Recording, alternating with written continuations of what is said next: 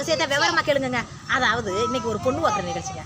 பொண்ணு பார்க்குற நிகழ்ச்சிக்கு எல்லாரும் வந்துருந்தாங்க சொந்த சொல்லலாம். நாங்களும் வேகமாக போனோம். ஏன்னு கேளுங்க, காப்பி டீ மிக்சர் முறுக்கு எல்லாம் தருவாங்க. அப்படியே மாப்பிள்ளை கொஞ்சம் கலாய்க்கலாம், நல்லா பேசலாம், ஜாலியாக இருக்குன்னு போயிருந்தோம். அங்கே போய் நல்லா பார்த்தோம். மாப்பிள்ளை ஒன்று பிடிச்சிருச்சு. மாப்பிள்ளை போய் ஃபோன் நம்பர் கொடுத்தாரு. நான் சொன்னேன், ஏங்க அதுக்கெல்லாம் ஃபோன் நம்பர் கொடுக்காதீங்க, இருங்க போய் அங்கே போய் சோசியத்தில் போய் பொருத்தம் பொருந்துதான்னு பார்த்துக்குறோம்னு ஒரு வார்த்தை சொன்னாங்க. இதுக்கு எங்கள் அம்மா, ஏண்டி கருணாக்கு வச்சுக்கிட்டு நீ சும்மா இருக்க மாட்டியா, கருணாக்கு காரி பொருந்தாதுன்னு போய் சொல்லிட்டேடி அப்படின்னு என்னை வந்துச்சு. எனக்கு கவலையாக போச்சு. அதுக்கப்புறம் போய் சோசியம் பார்த்தோம். சோசியக்காரர் சொல்லிட்டாரு, 2 பேருக்கும் பொருத்தம் இல்லை. அதாவது பொண்ணு இது நல்ல வாம்பு, மாப்பிள்ளை கீரி, 2 பேரும் அடிச்சுட்டு கிடப்பாங்க. 3 பொருத்தம் தான் இருக்குது, பொருத்தம் இல்லைன்ட்டாங்க. இப்போ எல்லாரும் என்னை பார்த்து ஒரு முறை எதுக்கு தெரியுமா, என் நாக்கு கருணாக்கா, நான் அப்படி சொன்னதுனால தான் அப்படி நடந்துச்சான். அதுக்காக எல்லாரும் என்னை திட்டுறாங்க.